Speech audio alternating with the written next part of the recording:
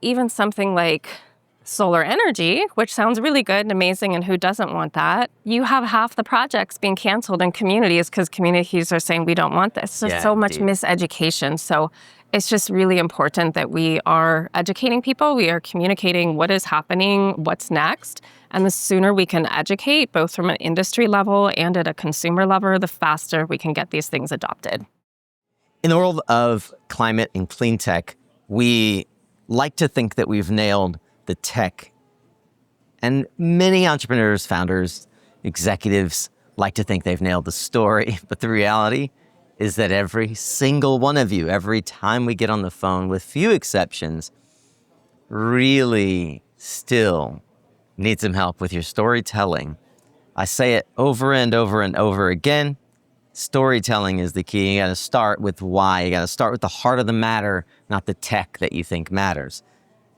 Today, we're going to get into how one of the leading clean tech and semiconductor PR firms is helping exactly that, shape the narrative of how our industry communicates to the outside world.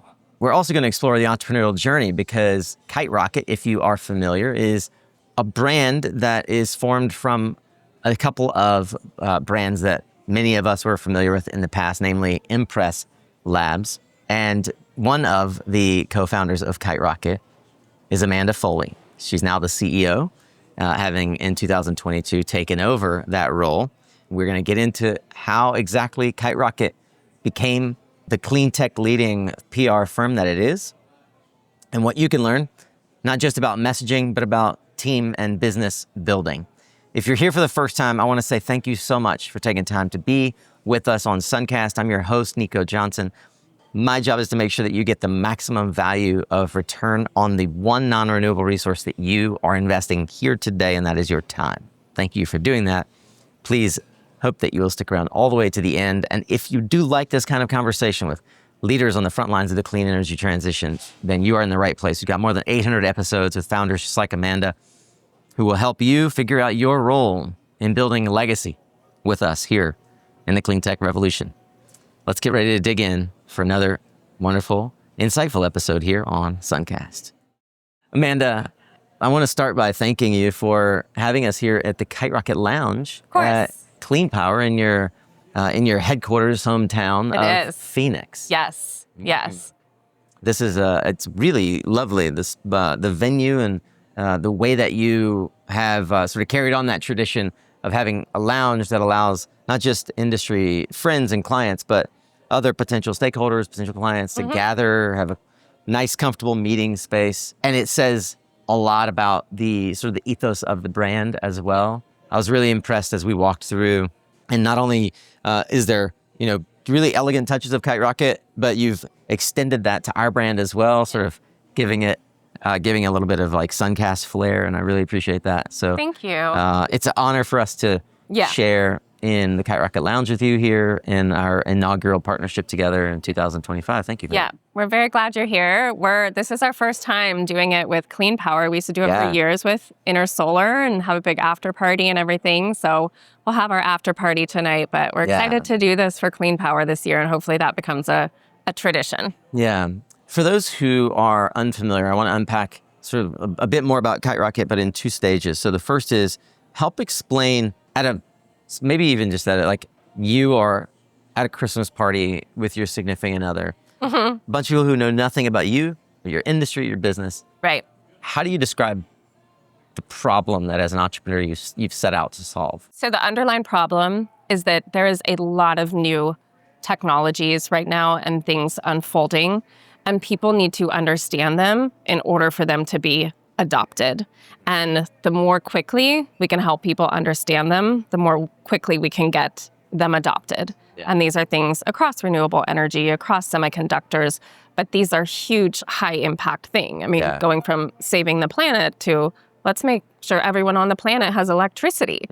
So there's so many exciting things. And so that's what Kiterocket does, is we help educate people. I say we help move ideas to adoption. Yeah. And if you think about that historically, there's been these really big moments in times throughout different industrial revolutions. At some point, a really good anecdote when the laser was invented, which the laser is amazing. Laser can do no wrong, right? They do the press conference, and the headlines the next day were "Death Ray is going to take out mankind." Oh my goodness. And so even something like solar energy, which sounds really good and amazing, and who doesn't want that? Yeah. You have half the projects being canceled in communities because communities are saying, we don't want this. There's so much miseducation. So it's just really important that we are educating people. We are communicating what is happening, what's next.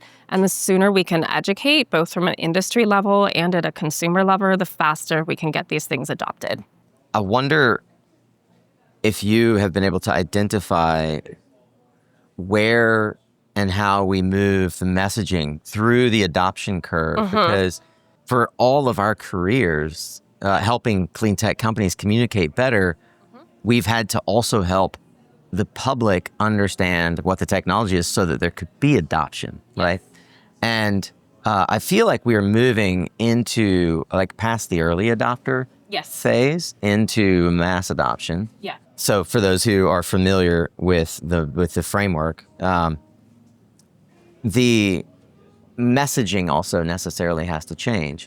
When you move from the education model required for the early adopter to the mass audience, and trying to achieve scale, you have to change the way that we talk about the product. From a PR or a comms perspective, are there fundamental themes or pillars that you focus on when you first meet with a client or when you're onboarding for the first time? Yeah, absolutely. I mean, the pillar is the same mini exercise we just did. First of all, what problem are you trying to solve? And as I said, the amount of websites that I go to and I read their intro paragraph on their homepage, 7 out of 10 times, I don't know what they do still. Right. So I think that's a big part of it, is really crystallizing our messaging, making it simple for people to understand. Where do you live on the grocery aisle? And what exactly is you do. So I think understanding from the broad perspective, of course, everyone loves Simon Sinek. What's your why? Exactly. So we got to sit down and figure out our why. Why does this matter for humanity, the planet? You know, what's the bigger story here?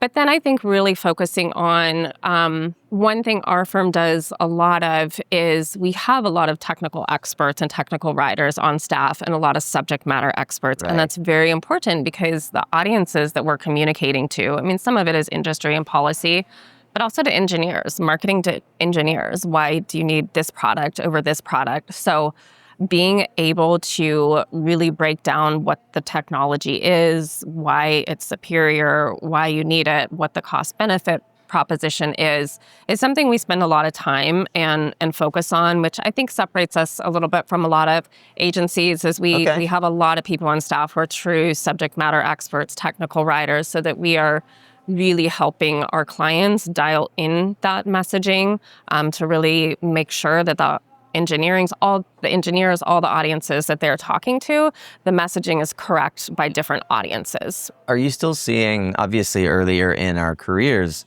a lot of these companies were still founder and engineer led? Yes. Does that still hold true today, by and large? I would say so. I feel like we don't run into it quite as much, or the company has evolved, and the founder has potentially gone into a different role and been, okay, I'm now in charge of engineer. I will say it is difficult when an engineer is in charge of the marketing. Oh, yes. So one thing that's important to it, just if you're a company thinking, when is the right time to hire a PR agency or a marketing agency? Do I need outside help? Say, until you have a full-time marketing person, don't do it because it's very, agencies operate at a different level and cadence as well. Yes, very much so. And so, that's something that we are always trying to push our clients. We need to be doing this. I mean, we don't sit around and we do take direction, but mostly we are pushing and saying, we need to be doing this. We think you should be doing this. And so it's just really important that, you're speaking the same language, and marketers are good at marketing. Engineers are good at engineering. There's probably some people out there that are good at both, but they're few and far between. They really are. Yeah. What does it take in your assessment for a founder to begin to let go of marketing? Yeah. What are some telltale signs that they're ready to? that they need to hire that marketing person, right? The person that's going to be your counterpart. What advice would you give a CEO of like, okay, you've seen this and this in terms of growth, or you're starting to experience these kinds of inbound, and yeah, like let's help these CEOs recognize like, oh, I'm at a moment where I probably should be handing it off to a manager. Yeah. So I actually say it starts early on for any founder, and this applies to any kind of business and entrepreneurial journey. You know, there's 3 legs to the tripod as an entrepreneur. Somebody has to make the product, somebody has to run the finance and operations, and somebody has to market the product. There is no one person that is good at all 3 of those things. Yeah. So it's like, pick 2 of the 3. Right. So if you're a founder and you're good at making the product and you're good at finances, don't try and do the marketing on day one. Start on day one and getting the right partner involved, whether that's, how you're dividing up duties between a co-founder or who your first hire is going to be. Totally. But I think that's really important is like, and they've done scientific studies around it. You literally can't be good at all 3 of those things. Wow. You can be good at 2 of them.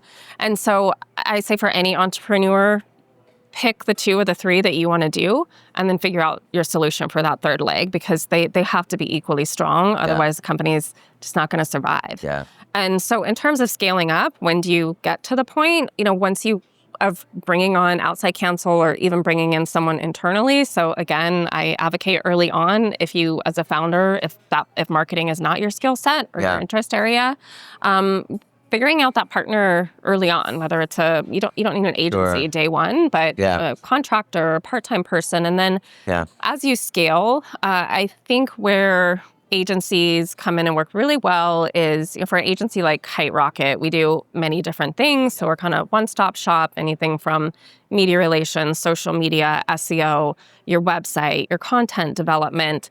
That's really hard to scale up internally because you don't need a full-time content developer. You don't need a full-time SEO specialist. You don't need a full-time, maybe a full-time social media person, depending on how aggressive you are with that. But I think that's the nice thing about the agency model is you get fractional time of all these different experts and you get them all on one team that works together. So you don't have, a SEO vendor you're paying a little bit of money to, and a social vendor, and then you've got your website vendor. That's a lot for, even fully built out marketing teams. That's a lot for them to manage. And so that's one thing I like about the agency model is we can provide all these different things under one roof, and the whole team understands your client. And our whole agency is very niche around certain sectors and topics. And so, we really have a deep understanding. Having that subject matter expertise is so critical. I find that the biggest disappointment we have as a content creation agency is when we encounter folks who say, here, talk to my agency. And ultimately what it amounts to is me being asked to teach their outside agency of no content or no context for the industry. Yeah. And I simply have to say to the client, look, with respect, it's not my job to teach your agency how the industry works. And in fact, when I do so, it's a detriment to my business and to my friends who run competent agencies that understand how the industry works. One of the things I'm curious about, I want to think through the process of helping founders wrap their head around how to let go of marketing in a trustworthy way, right? Yeah. To your point, I think a lot of founders are necessarily in the chief revenue officer role. They're the head of sales. And I didn't realize early enough in my career that sales is marketing. Yes. And that marketing is sales. Yeah. And I think that it'd be interesting to hear from your perspective, the first things that you see competent founders handing off. First in like a 2 to 3 hour a week sort of fractional stage. And then more and more like, what is that layer like? The first thing that you can hand off is, maybe it's social media, or simply it's optimizing SEO on your website. I'm not sure what you see. Yeah, and I think it's not a one size fits all. It depends on what their goals and objectives are. Okay, talk about that. And so, are you a lead generation type of thing? Like, are you a company that is expecting to drive hundreds of leads a month, and then you're going to be more focused on LinkedIn campaigns and things like that with mass reach? Or are you a company that you have a really high priced product that you might have, 3 leads and you have a very short list of customers. And then that's more about how do we reach these customer engagement campaigns and how do we reach them? Yeah. So it does depend on what your priorities is. So always start with what are your objectives? I don't want people to get too caught up, and you don't have to do everything. Sure. And I don't think there's a correct order of do this for other than your messaging, get your messaging right. Yep. That serves as the Bible for all the rest is your communications. But then think about, am I trying to drive leads? Am I trying to build awareness? And then start picking off the pieces from there. Is there a resource that you found you would recommend to founders to help them get their messaging right? Because there's frankly, for those who, and we'll probably put a little bit more flesh around this, but it's not inexpensive, right? I don't want to use the word cheap, but it's not cheap to hire an agency. Yeah. I hear a lot of folks who are like, oh, I can hire an agency for $5,000 a month. And my answer is, well, no, you can hire a task for $5,000 a month. But I want to start with messaging because I believe that, so messaging is positioning and positioning is messaging, and understanding your positioning and how you build brand pillars around that is really important. A lot of jargon that we've learned over the years. Is there a resource or resources or maybe even like websites, authors that you recommend for folks to start if they don't have the trust yet or the capital yet to hire an agency? Honestly, ChatGPT, I think is really Isn't it good. amazing how it has changed our perspective? In the last few just the last 2 years. Yeah, I don't see it as cheating at all. It's an assistant. It helps you. It helps you organize your thoughts. I'm like best friends with my Chat GPT. I don't load proprietary information. Everything has nicknames. Yeah.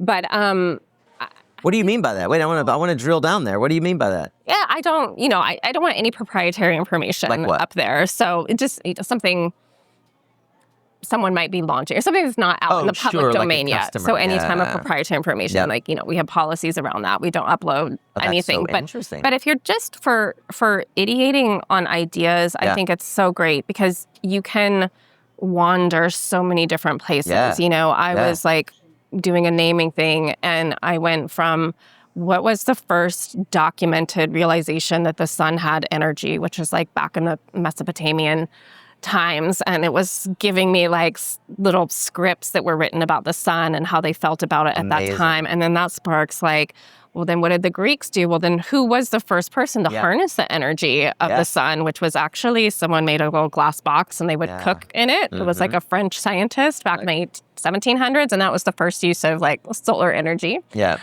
First documented. Yeah, first documented use of that. But so you just go on this really fascinating journey, and I think messaging is all about creativity, and you do have to spend your time with it. Like every single word is so important, and you want that really tight messaging. And so I use chat. I'm a creative. I was a creative writing minor in college, so I love ChatGPT just for the iteration of it and all the different places you can go in an instant, and that sparks different ideas. So I do think look at that as an assistant for your messaging. Obviously there's a lot of places you can go online that have like we call it a messaging architecture, literally a grid. Like here's your why, here's your tagline, here's your overall key messages, here's your messages by your different audiences, your internal audience, your investor audience, your engineers. So there definitely is a methodology and approach to it. And there's a lot of guides online to kind of, I don't have any ones. I've been doing it for so long that anytime I do it, it's because someone's, hiring me. But I did it for Kiterocket about a year and a half ago. Oh, wow. We did kind of a repositioning and a refresh. And I wouldn't recommend this, but I spent a good 6 to 8 months on really trying to figure out where I want this company to go, and why wouldn't what you I want it recommend to be.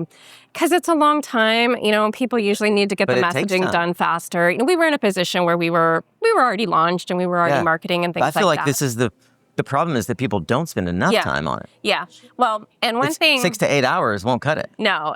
And it's always going to be a living, breathing document as well. That's one thing about it says, what's your story? Your story as a company is never over. So you're not just going to write your messaging once. It's going to evolve, and the market's going to change, and you need to react to that. So it's like you're writing a book, you know, that never ends. Yeah. But yeah, I think one of anecdote that I love that I heard on a podcast was kind of like that there can be benefits to procrastination. I'm a very 11th hour person, but I listen to this podcast. I'm like, now I understand why. And the story they told was, you know, some kids in one of the business schools, and they had to create this company, and they just weren't getting it done. And they felt no sense of urgency because they're just like, we're waiting for the same idea. And this went on, I don't know, a year and a half. And the professor's like, you got to do something to get like graduate. It was Warby Parker. Wow. That was their idea. Amazing. And they're like, if they would have rushed it, they never would have come up with that. So when I was trying to think about things, I was like, I really want to give myself time to think about this, figure out how all these pieces work together. And that's where, you know, the direction, the sectors that we are really focusing on now, because we used to do consumer PR, which is totally different. And we made a strategic... You did consumer PR. My early background, so my company was Duo PR that I started in 2004 with a business partner. And then we had that from 2004 to 2016. We were like, I hate to say Samantha Jones from Sex and the City. So we were not that. But, you know, it was like we were doing the restaurant parties and the hotel openings and any big brand that came in, consumer brand that came in to do activations. And it was fun. And then we merged with Impress in 2016. And we still did some of the consumer stuff, but we phased it out after COVID. I mean, that was obviously really difficult for us, being in consumer PR and hotels and restaurants and all that business going away overnight. Yeah. And I thought, I don't know that it makes sense to go back into this. And let's just really lean into this B2B thing. And let's be really smart about the sectors that we go into. And so we're semiconductor, renewable energy, emerging technology, which are mostly general purpose technologies, so AI or IoT, where we're really working at the foundational level because they're changing all industries. You know, they apply to that. And then also what I call the future of food, so food science and technology. Wow. And we deliberately picked those. You know, some of those we already had a background in there. And I was like, how does this story all go together? And the reason it's those four sectors is because those are having the biggest way of life impact on how we're transforming way of life. Like semiconductors run everything, and semiconductors are running AI. Yeah. Renewable energy, we're totally changing how energy works now. Right. And future of food, those are all these things, and they all work together they're driving the biggest way of life transformations. And that's where I come back to, as an agency, that is our goal, is to move these ideas to adoption because there is so much happening so quickly. So I don't know if everyone uses this term, but we're in the fourth industrial revolution, but I heard the phrase technology super cycle. So we're in a technology super cycle right now. Yeah. And that's going to be the next decade. And the last super cycle was 98 to 02, right? Yes. The internet, when that came on. And these next 10 years are going to be wild. Yeah. Like we're getting home robots this decade. Yeah. Well, robots are going to go. I mean, it's amazing, right? Like, it is wild to imagine that we've been through at least one super cycle in our lifetime. Yeah. What the change from when you and I were in high school to now our children being in high school is a dramatic shift in reality. It's crazy. Yeah. It's crazy. And we have to tell that story. Yeah. We have to be able to tell that story, and not in a TikTok sort of consumer-esque way. We have to tell it in a way that communicates sophistication and can transfer knowledge and trust. Yes. Right? Yeah. Yeah, absolutely. And so, for me as a communicator, I'm like, how lucky am I to live in this moment in time and be a communicator working in these industries that are truly changing the way the world works. Like AI will change the way the world works. Like humanity's going to be different. One source I would recommend to people, this isn't about messaging. There's a company called Future Today Institute. They recently changed their name, and I'm blanking on the first one. But it's run by a woman named Amy Webb, who is a futurist, and she's absolutely brilliant. Yeah. And they have all these reports you can download of where are we now? What is the impact on technology? Cool. They have it they have one for the energy sector. And it's just amazing. Like, it's just mind blowing what's going to happen in the next 2 years. And she's like, it is truly going to be a shift of humanity. Humanity in 10 years is going to be different than humanity is right now. Yeah. And so getting this technology right, the policies around it, the ethics around it, the responsibilities around it, that's a huge thing on our shoulders. And it's so much to be communicated. So it's just like, I like go back, and if I could go back in time, can you imagine being the person, that got to launch the steam engine or the light bulb? And, the funny thing about the light bulb, it's like Edison, Tesla. Well, Edison won because of PR, right? That's right. They were tied. Yeah. They have better marketing. Yeah. And so it's Edison. And so I'm like, that's the importance of PR. I know how you want. Also, the same thing when the first computer was launched. ENIAC is commonly known as like the first computer that came out. But it wasn't the first, but they had this brilliant press conference, and had it on Valentine's Day on a Saturday, which to us would seem really strange, but maybe they had less going on. But they just had this amazing press conference where they were showing how the technology worked, and this computer was like cranking through numbers in a nanosecond. And so, the next day the headlines were all over the place that like, this is a new human brain. And it was actually that press conference that changed the definition of the word computer, because computer used to be somebody who computed. Oh my and goodness. After that, they changed the definition. Shortly after that, it is a machine. Wow. And I'm like, that's the power of PR. That's the power of storytelling. That's the power of, I get goosebumps. That's the power of communications, And so goosebumps right there. It's like we're back in that technology super cycle right now. Are there examples like that in clean tech right now? Can you think of something that you've worked on or that you've admired? I'm dying to get my hands on quantum computing. Yeah? Yeah. Okay. That's going to be the game changer, Yeah. right? And it is so complex to explain, so complex. And it's like our minds can't even process everything it's going to be able to do. And we won't ever be able to process but I can imagine. everything that No. The best way someone described it, they're like, a computer has to do everything linear. Guessing a code, trying to crack a code, it has to guess one thing at a time. And it can only do that so fast. It's like quantum can guess every single thing. all at the same time. All at once. Yeah. Cybersecurity, what's happening there? Yeah. Like, I don't know. Like, this is going to be really huge. And, quantum depends on who you ask, but probably this decade, it'll be somewhat mainstream. But I think, like, just thinking about doing a press conference and demonstrating what quantum computing can do, that excites me a lot. I think it's interesting. So I feel like we're experiencing a change in media. I personally think that pressers are dead. Like we can use the term press conference to mean like when we show it to the public. Yeah. Or when we show it to influencers. Yeah. But I think that where we started to see a shift in media is, for better or worse, with Elon. The way that he shifted consumer and business thinking about what it looks like to launch a product. Yeah. Right? And he obviously was... Or change a company name. Oh, yes. Well, we'll leave that one for now. But he was obviously learning from one of the greats, Steve Jobs, who he tries to emulate in a very different way. But one of the things that Apple got right was inviting all the tech writers and tech influencers to come when they demoed a product. Yep. But Elon understood the power of the creator economy. Yeah.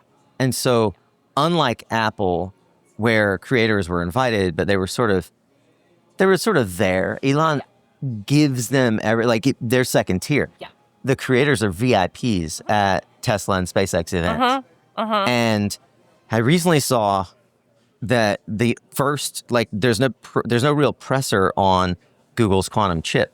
Right. But they've given access to creators on YouTube, logically, to the coldest place on Earth. Did you know that Google's quantum chip is held in a chamber that is physically the coldest place on Earth? Right. Because of the temperature that is required to hold this thing together. Yeah. Yeah. And I only know that, though, not because of a press conference, not because of a press release, not because of a blog, because of a video on YouTube. Right. And I tell founders all the time, like, this is your new reality. How do you see messaging and the communicating of it changing with the advent of, not the advent, but the integration of more video and platform capacity for video storytelling? Yeah, I think that's such a good question. And video is something that people always have a challenge to scale. Yeah. And so, some people are able to do it in-house, but that's a lot of content gets outsourced. Right. And video is really important. And it's the thing that most companies struggle with. Right. It's a little bit more expensive. You've got to get people who will sit down and go on camera. There's got to be that, it's not that writing a press release is super easy, but it's you and a keyboard and Word. Video, it's like you've got to have a video editor. You're going like second by seconding, and like it just doesn't scale. And so I think that's why companies really struggle with it. But the companies that do lean in and invest storytelling through video, I mean, we all know that video is the most powerful medium that's out there. Yeah. But I do think that's a good opportunity where that's one thing I think is very interesting about the creator and the content community is that it's different. They created a different business model. I mean, we would never go to a traditional media outlet and say, hey, XYZ magazine, make me 10 videos as well and be my branding partner. Right. You couldn't do that. That's right. But the creators completely rewrote it and created a whole different kind of economy where they are both news, but they are a brand creator for brands as well. But it also changes their relationship because you're paying them. In some cases, they're doing their earned content just like regular media, but they're doing all sorts of brand partnerships as well. So they're this different kind of hybrid media. So, people ask me all the time, oh, isn't PR dead? Isn't media dead? Like, absolutely not. We have more communications channel today than we ever did. Yeah. And when is communications going to be dead? You have to communicate. So it's going somewhere, We had letters back in the day. Now we have newspapers and we have TikTok. So there's always going to be, humans are not going to stop communicating. Who is communicating and on what channel is always going to evolve and change. And so yes, the traditional role of importance that we put on the media and what the PR industry was all about, that has absolutely changed. And now we're working with the content creators and the influencers. And it's just, and so there's more channels than ever, and you just have to be smart. And I will not say that media is dead. And I think media is still hugely important. I mean, we know that are what your decision makers are reading. Like, it might not sound the sexiest sometimes, but that is what they're reading. That's right. But also people, and especially with AI coming on, this is going to be huge. Where does AI get its information from? Yeah. And what does it think is trusted is media outlets. Yep. And so getting those placements in those media outlets, if you want to start ranking high in AI, if you want your company showing up when people are saying, what company should I use for this? Or I need information on this. You need those media placements more than ever. I mean, before it was great for your SEO because media are considered a very highly trusted domain. Right. So I was like, getting the placement is just the tip of it. But, take that placement and then blast it out on email, turn it into a LinkedIn ad, make sure it's up on your website and you're pushing people there. Make sure that you've got the backlink correct so that you're getting the SEO scoring out of it. So it's like really making the most of that earned coverage when you do get it is really important. But I do think it's interesting with AI, now people are rethinking, like, I got to get on those news websites. Like, you really do. It's really important if you want to rank high. So media is not dead. Yeah, and I remind folks as well, as negative as I usually am about press releases, and I am negative about them, because people just do them wrong. And they misunderstand what they're for. So I'll invite you to answer what they're for. But I want, I remind folks that a press release is just one arrow in the quiver, and it's an important one when you have something important to say. Yes. Because somewhere like PR Newswire, again, has better SEO than your website. Sure. So you pay for searchability, and you pay for a customer who searches a random search query and your press release comes up, not your website, because CS, PR Newswire or wherever you decide to put that press release has better searchability. So it is an important tool. Anything to add there? Yeah, I do think I'm a fan of press releases still. Yeah. And I know companies are doing things differently. I mean, there's major announcements that now aren't coming out as press releases. They're coming out as a blog post. That's right. From the CEO. I video mean, on we're just LinkedIn. looking at some branding examples for some things. I'm like, that's how Google announced that they were, Alphabet was now the new parent company. It was a blog post. It wasn't a press release. Right. So I had to wrap my mind around that a little bit. But I still think press release is a super valuable tool. I mean, if you do it right, I do have one pet peeve about press releases, so I have to talk about this. Please do.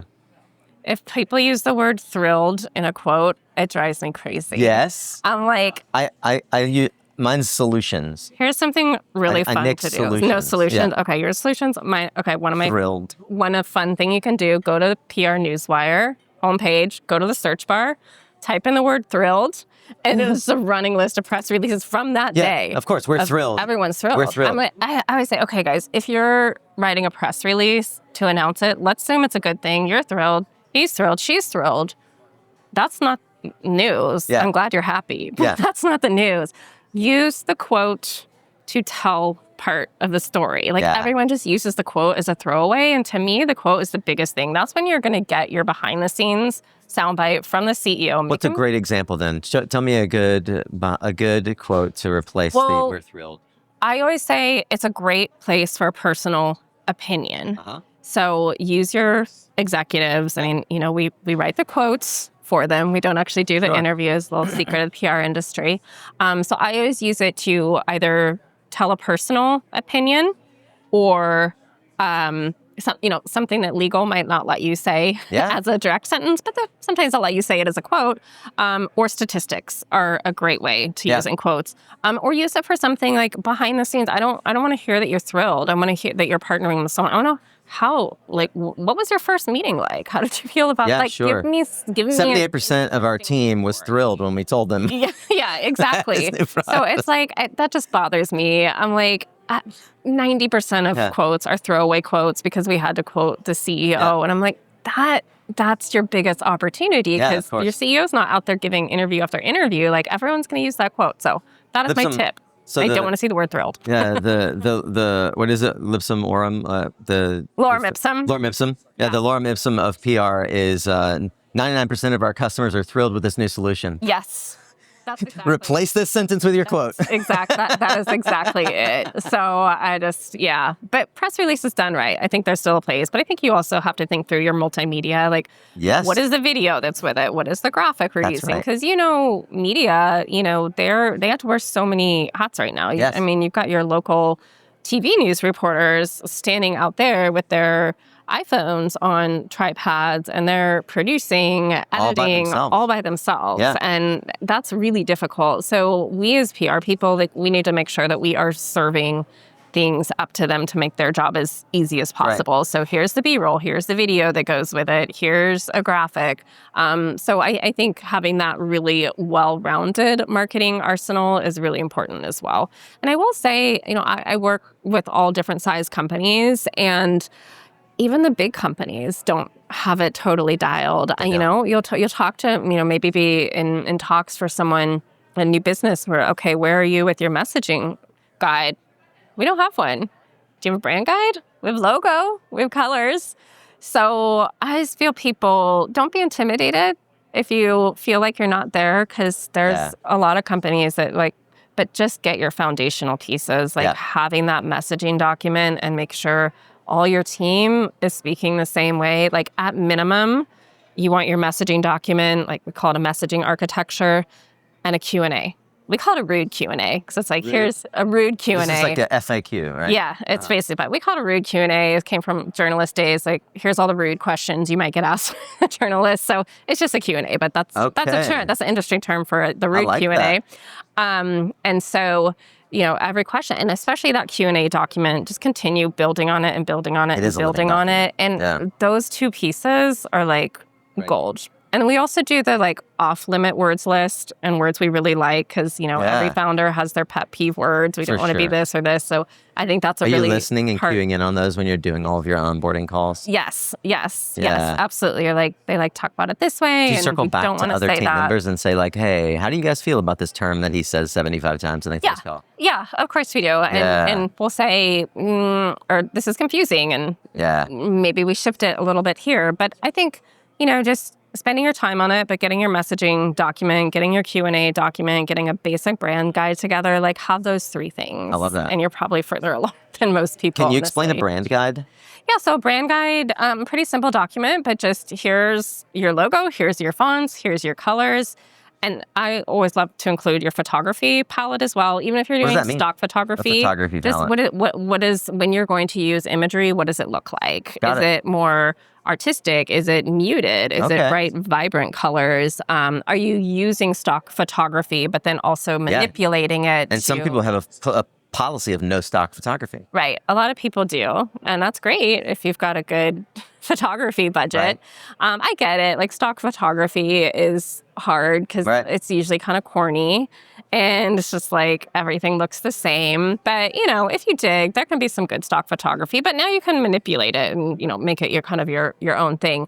But having the basic brand guide and definitely including the photography in it, like do you use illustrations? Is it soft focus? So just gives everyone a rallying point, especially if you're doing social media, like having that consistent look and feel and making it really easy on the designer when they have to go source things. So that would be the other key piece of the marketing and brand arsenal as well. Right. And then your asset library. So here's all your key images, here's all your key video clips, having that all well and organized. And it's like, if companies that could just build out those basic things, they'd be really far ahead of it, but you'd be surprised how many don't have that. And back to the conversation we had before, like before you hire an agency, these are things that you as a founding team can do. Yeah. And especially with the advent of GPT, you just say like, hey, ChatGPT, I am a startup founder, I've done this. You kind of put in your history and you say, I'd like help with, here's my hack. Jeremy's seen me do this before. I'll say, I want you to help me with this, and I'll be pretty descriptive. And then I'll say, before you get started, let me know what questions you have. Yeah, that's a good one. Yeah. And it's wonderful because help you. I don't know what I don't know. Right. So why don't you pretend you're an expert? Yeah. And I'll give it a roll. This is the other clever hack that I saw from a creator. Give it a roll. I'll say, you are now our director of marketing. Yes, that's a great tip. Yep. Tell it, or you're an engineer now, exactly. or you're this. And I'll say, like, you've worked at Kiterocket for the last 5 years. Before that, you were at Edelman. And you are a specialist in brand and asset management and positioning. You're now our director of content and marketing, and I want you to guide me. And with that positioning, I simply say, what questions do you need answered before you can do your job to the best of your ability? Yeah. And I treat it like if I'm having a conversation with a human. And it is stunning. Stunning what you get back. And the cool thing is, like, I've been in the industry for a long time, so like what I get back, I recognize is not right. It's not perfect. It's not even sometimes even accurate. And that's where like it's a great start. If you come to an agency even with that start, it will have forced you to stop long enough to think through all the questions that your agency doesn't want to have to ask you. Yeah, exactly. And I do find that is a starting point for a lot of new engagements. If they don't have that, I mean, we're going to spend 2 or 3 months building that stuff out. But if we come to an engagement and on day one, like, here's our messaging document, here's our brand guide, here's our Q&A, like, that just lets us hit the ground running like that. I mean, obviously, we'll probably want to revisit it and say, is there any fine tuning we need to do here? But it's a foundational piece that so many people don't have. Yeah. So once you do hit the ground running, one of the key goals for hiring a comms team in the modern sort of PR world is placement. You're using a term that is kind of industry jargon. So I want you to expound on what a placement is and how you as an agency verify for me, the client, that these placements have value. How do you track them? How do you show ROI on them? how do you, it's like, so unpack that for me. What's a placement and how does it So, and that's track probably value? the one thing that defines PR different from marketing. I mean, PR industry still hasn't decided on what exactly PR is. One of my prized possessions is a Harper's Bazaar magazine from 1957 that I found when I was out in a little vintage store, and it was a cover story on this new profession called public relations. Get out. It's amazing. It's the best art. I've read it so many times. I've made all my staff read it. We are still arguing about the same things they were arguing about. And it was like, what is VR? But, it is the ability to influence in many different ways. But, traditionally, the defining part of PR was always associated with earned editorial placement. Yes. So we are calling the editor, we are pitching our client story. We think you should write about them because of this. Or I know you are going to be writing. To disambiguate. Earned means that you did not have to pay for it. We did not have to pay for it. Yep. So, that's your earned placement, and that's the bread and butter of PR and what makes a good publicist and a good agency if you're able to get a lot of earned placements. Right. The reality now is that we do have to supplement that often with paid placements just because of the way the media landscape is changing. Yeah. And I think the nice thing about that, when that first started happening, it's been around for more than a decade now. It was sort of taboo. It was like, oh, you have to pay for it. But I think it's sponsored content is not a bad thing. Yeah. If you know you have a specific message, you need to get a specific audience at a specific time, like everyone's okay with it now. Yeah. So there's not kind of like that dirty word of sponsored or paid placement. Yeah, it's acknowledging the work and value that someone has put into building that platform. Yes. But I do think the two, they have different value associated with them, because the earned placement, it's like, it's a third party endorsement, assuming it's a good article and it's from a trusted resource and you didn't pay them. So that's inherently going to carry more value and impact. Yeah. And so that's what I was talking about. It's what you do with that earned placement. Like, don't just get it and let it sit on the media's website. You're not doing yourself any favors. So make sure that you're I always encourage people to take a couple sound bites from it, turn it into a link. Take a couple pull quotes from it, turn it into a LinkedIn ad. Like, we know through studies, ads that have media outlets associated with them get higher click-through rates because they are considered trusted. So associating your brand with a trusted media outlet is very smart. Right. So once you can get that earned coverage, it is like, that's just the beginning of it. Make sure that you're showcasing it, that it's in your sales decks, that you sent it out as FYI to your customers, that you've done a LinkedIn campaign, you put it up on your social, you put it up in your newsroom. And I think the PR industry is still lacking behind in terms of tracking the lifetime value measurement of an earned media piece. And my dream is to change how this is done, because we have the right tools to do it now. We just haven't quite put it all together. But we were so far behind digital metrics. All we were able to report on for years was unique monthly visitors. And like 5 billion people didn't see your article or, whatever. It's just these crazy numbers, and it becomes kind of meaningless. It's your question of like, how do you make it sure it had impact? So I think we can't always draw that direct line. And a lot of people, the first time they're contacting a company, if they're interested in buying a product, they probably sing it 5, 6, 7 times before they actually pick up the phone.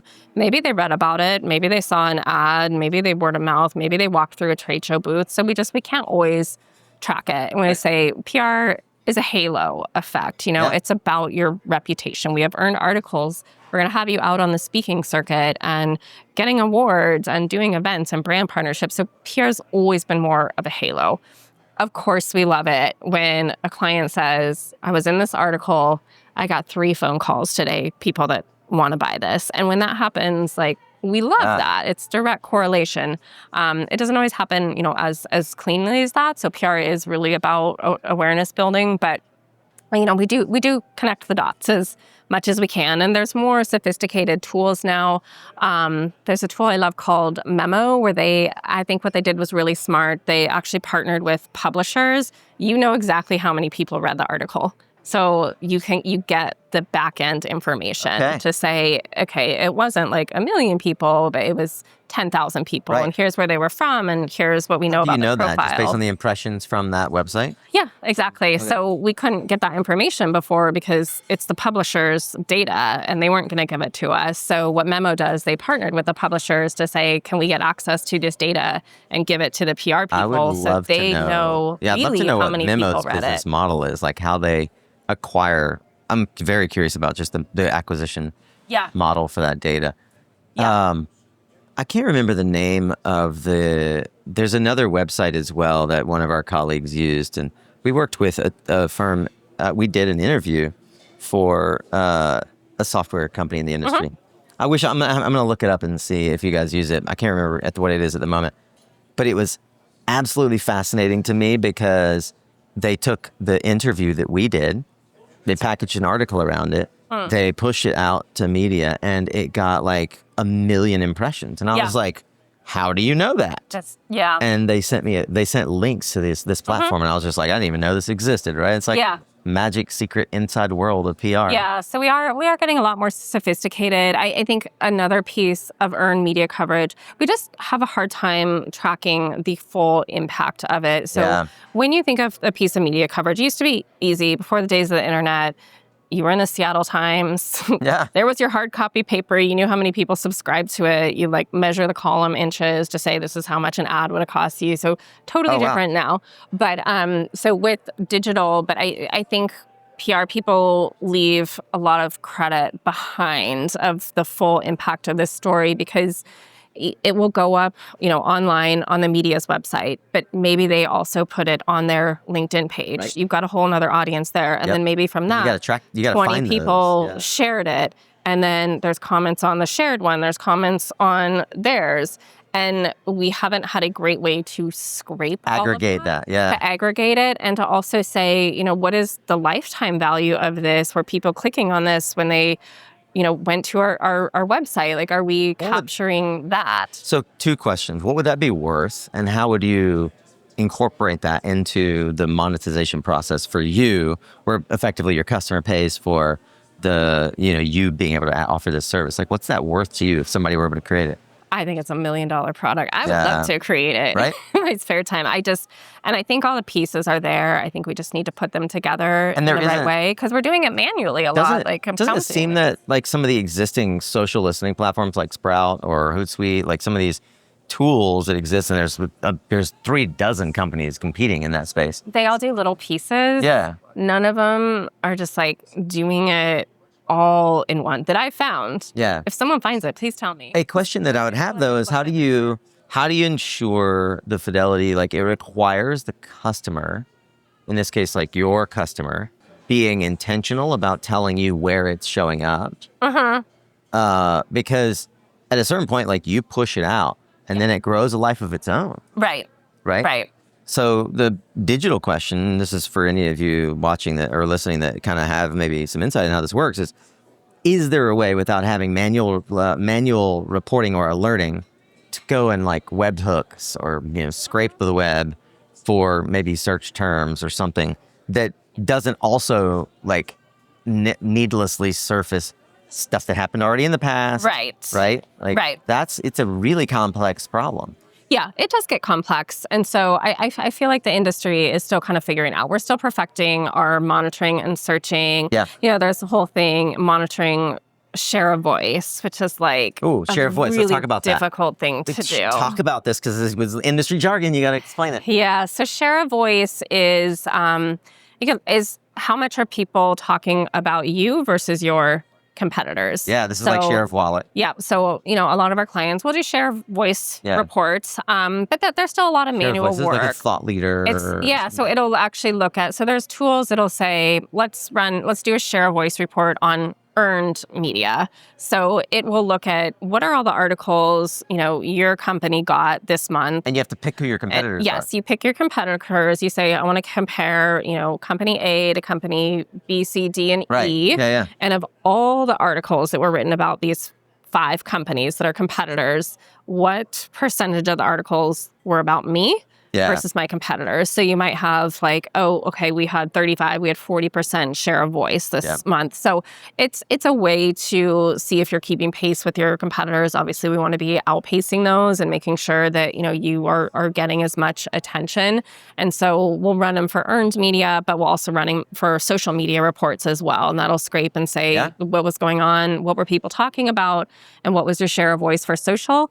They get difficult when, there's just a lot of stuff you have to, it's like garbage in, garbage out. Someone might do an earnings report and, that's good, but it's just like these little, it skews the data so much. It's like, well, yeah, of course they had a huge share voice because they did their earnings report. And maybe, this company doesn't have an earnings report. Right. So there's just a lot we have to do to clean up the data to make it actionable and actually learn something from it. Yeah. A lot of the reporting back is essentially justifying your existence, right? It's like, you're being hired to help them show up in a more compelling and visible way. Yes. And then we have to find ways to actually prove that there is visibility. Yeah. So they'll keep paying you. Is there, so I'm going to sort of flip that on its head. How do you know, or how does a customer know when it is time to move on from the PR relationship or the comms relationship? Like, is there a graduation point? I don't think there's a graduation point in terms that it could be a point where a client matures and they decide to bring everything in-house. Okay. Oftentimes that is what might cause the end of something. But I mean, the largest companies in the world have PR agencies and marketing agencies. This is something, I mean, I'll brag on your behalf. Something that floored me when I first found out. I'm good friends with Kristen at Nextracker, and you guys have worked with Nextracker for years, since before they went public. Yeah. And, I asked Kristen, I was like, hey, I know you're with Kiterocket. Like, how do you think about choosing your agency? And she said, which one? And I was like, what do you mean? Which one? And she said, well, I have 3 in the United States, and I have a number outside of the United States. And I was like, my jaw hit the floor. I was like, wait, you what? Yeah. Can you talk about the reality that the biggest companies actually have hired different agencies for different things? Yeah, exactly. So the larger companies, they're going to have multiple agencies. Yeah. Typically, they're going to have a PR agency, and even depending on how big the company is, you might have, like if you're Microsoft, you probably have a PR agency just for AWS, and then you have a PR agency for this. Oh my gosh. So a lot of times you'll have different PR agencies, if you're a huge company, just for different divisions. Yeah. Oh, yeah, right. And then you have, the social company is usually more like a central point.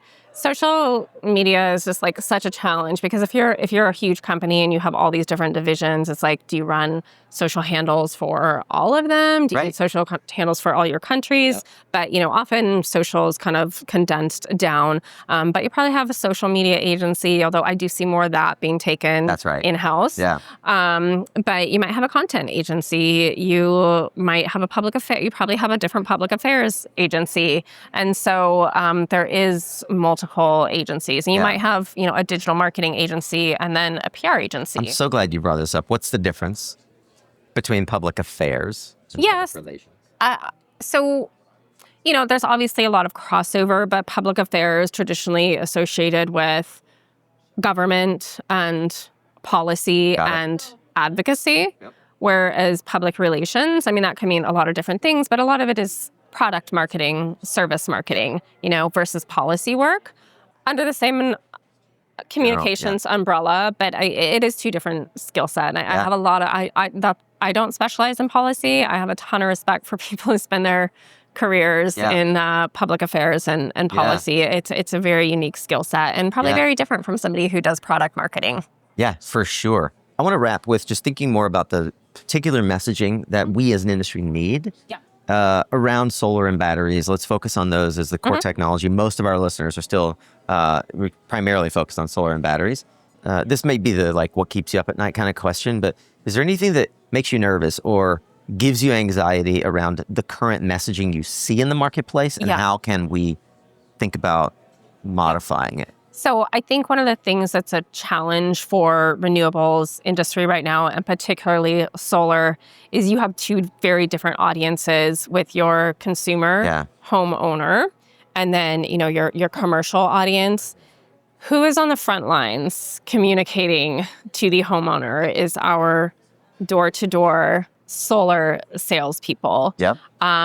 Who may not have as much knowledge about the industry. I mean, we all hear kind of the horror stories, right? Not to discredit them, because who doesn't want more solar energy? So we like that. But that's, for most consumers, that's their major touch point right now, and like understanding. And it's like, is that the best experience? And so I feel like the messaging gets very fractured, and people get very confused by solar. Like, how does it work with utility? And it just, so I think it's a confusing thing. I think there's an opportunity to simplify messaging, simplify that overall messaging, because I just feel like there's a disconnect of the different messaging that's going out there on different channels. And then the other thing I've seen is, I feel like the save the world messaging has definitely been toned back. I think that was your early adopter audience, and it was a very altruistic thing. And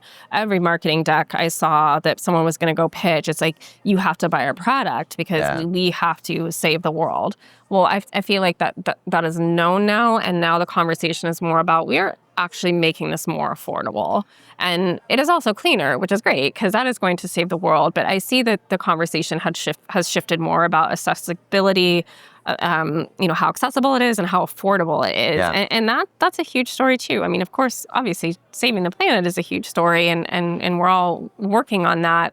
But just thinking about energy equity and being able to deliver reliable, affordable energy to everyone on this planet, I think is such a huge thing. And that's something that I get really excited about.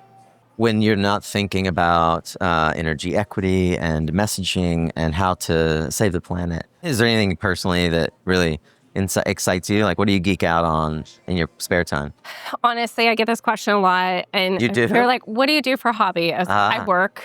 Yeah. I do, because it's my life. It truly is. And my brain just doesn't shut. Like, I'm not in like active work mode 24/7. Right. But I'm at least in passive. I mean, it's just everything I look and I see and I read something, or I see a cool packaging. Like, when you're in the communications industry, it's just like, think of the amount of messages you're bombarded with every day. And then if you're somebody who's like, actively always trying to solve problems for clients and get new ideas, it's just, my brain is always on. Like, every piece of information, I'm always like, I got to tell this client about that. I'm going to keep this in mind for that project. Oh, this is a trend. We're going to have to stay on top of that. Maybe this is something we can do for the agency. So, and I love it. And I love doing that. I love being an entrepreneur. So it truly is my hobby. And just, being able, I'm in a lot of networking groups with other female executives. Yeah. And so that's probably a passion of mine as well, just supporting other women and sharing ideas. And I've just met the most amazing people that are just doing the coolest things. And so I'm just very grateful for where I ended up in life, that I was able to follow this path. Can you say more about mentoring other women? Yeah, that's something, I want to make more time for that. I've been a CEO for a few years now, so I'm definitely still learning. But I do enjoy being able to connect and collaborate, and, hopefully I start getting a little more free time now. The company's in a great spot with such wonderful. We turned 20 this year. No way. Starting from the date that I founded so I've been doing this for 20. This is actually my 21st year of having an agency. So I've been doing it for a long time. And I always, when I think about what's next, it's like, I want to make sure I carve out a piece of time to mentor, and men, women, but other entrepreneurs. Like, that's my passion. That's how I think. That's what I think about 24/7. I mean, it's hard for me to even just going into a restaurant, I'll be like, I would do this different. It's just like, I just never, my brain doesn't, my parents were entrepreneurs as well. They were from the gas industry. They were Chevron dealers. Oh, really? It's an interesting for me being in renewable energy, but it's an evolution. That's all there was. They started doing it in the 70s. They retired like 10 years ago. So I don't think gas and oil companies are evil. I had a lot of family in it, but I think it's evolving and new things are opening up now. And so it's exciting for me to be a part of that. Yeah. Yeah, well said. Do you read? I read a lot. Yes. I do read a lot. What genres? I read a little bit of everything, but I love historical fiction because that probably is my one opportunity to disconnect and be like, let's go 200 years back and not think about AI or anything going on right now. Talk give about me a your good World War II book. Yeah, talk about some of your favorites. Like what really stands out as something that you're like, oh, I tell everybody I can about this book. I'm a big World War II junkie, so a lot of the books that I read are around that. I read a lot of spy books, especially female spies. Yeah. I can't even remember the name of all of them because I read so many of them. You have to send me a list of because folks love it. But I think the book that was probably most life-changing is a book called In Order to Live. In Order to Live by Yeonmi Park. She escaped North Korea when she was a teenager. It's the most harrowing, fascinating story of survival and grit and just it's I found that one really life-changing. I'll send think you your some life is hard? This is a hard life. I love that recommendation. And she's on the news and stuff now, so she came to America. Yeah, so she's on different news outlets. She talks about North Korea. She does speaking gigs, and it's just she's a very fascinating person. So cool. that book, In Order to Live. How cool. Yeah. There's a book called, I think, Out of the Ice. I don't know that one. That is from the similar era. Yeah. And the short version is a father who got his family out of Russia and then as a businessman went back to Russia and was arrested. Wow. Okay. And ended up in the Gulag.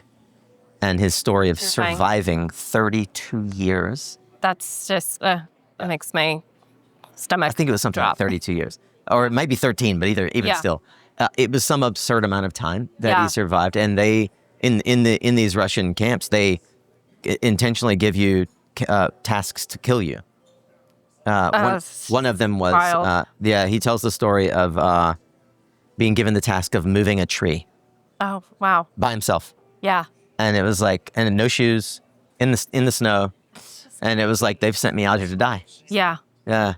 That's why reading is so important, is understanding these stories. I actually read something that were a really big tip for somebody's struggles with emotional empathy. The best thing you can do is read and understand different people and where they're coming from and different stories. Totally. And so I'm a very avid reader, but I bounce around. Man's Search for Meaning? Viktor No, Frankl? I haven't read that You one haven't yet. read Do I need Viktor to read Frankl? that Oh one? gosh, yes, that's the next book on your list. I know, yeah. Viktor Frankl. Viktor Frankl. Okay. Man's Search for Meaning. Man's Search for Meaning. Oh, I'm on it. Tell me when you've read list. it. We can I will. have a call and talk about it. I will. It is, that book. That's Man's Search for Meaning. This is pretty common among many of our listeners because it's actually been recommended by a number of guests. It is one of the top books I recommend, up there with Mindset by Carol Dweck. Yep. I've heard of that one. Okay, Definitely I'm going to check it out. My number one most recommended book. And then you mentioned Scaling Up. Have you read Vern Harnish's Scaling Up? I have not read that yet. Okay. But So I there's need to read 3 books that. Yeah. that have I'm to go on probably your behind list. on my business books. I've been going into the historical fiction. So Yeah, well, the cool thing is you're, so there's kind of 3 stages of business growth, and you're kind of at that stage of growth where the Scaling Up book would be helpful. Yes. Yeah, it keys in on absolutely. the Rockefeller habits, and if you aren't familiar with those, and it goes deep into those and how to build a business process around it. Anyway, it's I am an avid reader and always have my my aspirational sort of I'm surrounded by the library I wanted to build for myself. Oh, perfect. Yeah. It's very curated. Yeah, absolutely. I love that. I mean, I do my Kindle, but every once in a while, I still got to get the hard. Oh, I buy physical books. I buy any physical book that I read and liked and want to keep. Yeah. Yep. And then it's a special memory. They're on your bookshelf. My kids are voracious readers. Oh, good. And I am intentionally we homeschool, so I'm intentionally building a curriculum of mindset and getting them going in the right direction. Yeah. That's so important. I wasn't given that as a child. And it's so meaningful to be able to leave that for them, for my children, for my grandchildren, and through this podcast for all of our friends and our solar warriors. Yeah. So thank you for sharing. We have a love of words. I have a love of words. I was always an avid reader. Yeah. I've been, creative writing since when I was tiny. And it's just loving words and loving communication. Yeah. last point on communications, I was watching an Instagram video the other day, and it's a great illustration of the importance of words and description. And it was a elementary school teacher teaching descriptive writing. And she gave the class an assignment, and it was the cutest assignment. And it was a class of third graders learning to write, or sixth graders maybe. And she said, teach me how to make a peanut butter and jelly sandwich. That was the assignment. Okay. Yeah. And she took their assignment and she laid it out on the desk, and she took a jar of peanut butter and a jar of jelly and a pack of bread. Yeah. And she said. And she says, I'm going to read and follow your instructions. And she has this video on Instagram. And it's hilarious because it's everything from she's like smashing the bread inside the bag. Like, 'cause none of them ever said take the bread out of the bag. Right. Yeah, and she's like, you take the bread, and you put the peanut butter on it. And she dips her fingers into the peanut butter and she slathers it on the outside of the bread packet. Yeah. Right? Yeah. She's like, and the kids are going, no. Yeah. It's amazing. And then at the end, she finally is like, all right, so what are the steps? And they walk through the steps and they make a sandwich together. Yeah. And it's this beautiful illustration of how important it is to say, like, you get a knife and you stick the knife in the jar. Yes. And then with that you spread that peanut butter on one side of the bread. Yeah. Right? You sit that bread down on a plate. Yes. Or you get a plate out of the cabinet. Right? The importance of being descriptive, and it just cannot be overstated. Yeah. And I think the importance of pushing yourself in your writing and trying to avoid like really trite stuff. What like the trigger for me in my mind, this goes back to my high school days. I was a yearbook editor. Oh, were you? Yeah, loved it. And I remember I had this thing that I hung up on the bulletin board. It was like a writing guide, and the headline said 47 words that are better than beat. And it was for sports writers. Yeah. And it was like smash, slaughter, all these things. And so whenever I feel like my writing is being boring and I'm just like saying the same words everyone else says, I'm like, oh, Amanda, 47 words that are better than beat. I love that. Okay, what are your descriptive words? What is a better word for that? So good. Yeah. And so I think really pushing yourself, like as a writer, to always go back and read your sentence and like what word can be better, or what phrase can I liken this to? And so, you got to have interesting writing, especially with AI. And something someone pointed out on AI that I saw on LinkedIn, and now I can't unsee it, is sentence fatigue. AI uses the same sentence structure over and over, and now I can't unsee it. So I'm like, that's, another clue. But again, AI, it's an assistant. It's not a writer. It's a writing assistant. It's a, thought organizer assistant. And I just love having these meandering conversations with it. But I do like it. And it helps you. I think that if you can be verbose and profuse and profound with an AI assistant, it helps you in the real world be more concise. Yeah, absolutely. Yes, concise is huge. I am that person that practices my order before I give it at the drive-thru or at the table. I'm like, say that, because I hate to. So before Donald Trump was president, I read all his books, because I thought, this was back in the days of The Apprentice. But I think that was one of the most important chapters, was the importance of being concise in communications. The anecdote was he gave somebody 30 seconds to come into his office and pitch him on a business, and this person successfully did. Yeah. But it's always like, and part of it was like, literally, when you're standing in line for a coffee, practice in your head what you are going to say and how you can say it in as few words as possible. Totally. So I practice every opportunity I get before I pick up the phone, before I go into a meeting with a client. I write down my bullets. I practice in my head. How am I going to say this? Like, you've got to get your point across quickly. And so, well, I did like that chapter. for those unfamiliar, once again, remind us all your elevator pitch here of what Kiterocket does. So Kiterocket, we are a PR and marketing agencies for companies that are in the biggest game-changing sectors. That is semiconductors, renewable energy, emerging technology, and future of food and agriculture. We're a full-service firm. We do everything from media relations to digital marketing, social media, content development, websites, kind of a one-stop shop. Have our subject matter expertise, so you don't have to teach us what your company does. We just get in there and we help you succeed and help meet your business goals. Kiterocket.com? Kiterocket.com. Amanda Foley is the CEO, co-founder of Kiterocket. It is such a pleasure to finally get a chance to get your story officially on record. Yeah, thank you so much for having me, and thank you for being at the lounge. Yeah, likewise. Thank you for having us. It's great. And thank you for taking the time to be here with us all the way through to the end of this recording. It is not lost on me that you could be anywhere. Maybe you have wandered in many places listening to this podcast, or like me, you've stood and done dishes for the last hour.